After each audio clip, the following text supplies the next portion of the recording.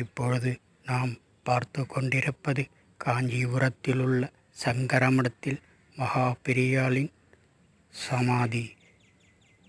நன்றாக பார்த்து தரிசியுங்கள், அவரது அருளை பெறுங்கள். இது காண கிடைக்காத காட்சியாகும், அற்புத காட்சியாகும். இதோ சின்ன மகா பெரிவாளின் சமாதி. இதோ பாருங்கள், தீபாராதனை நடைபெறுகிறது. நன்றாக காட்சியளிக்கிறார், தரிசியுங்கள்.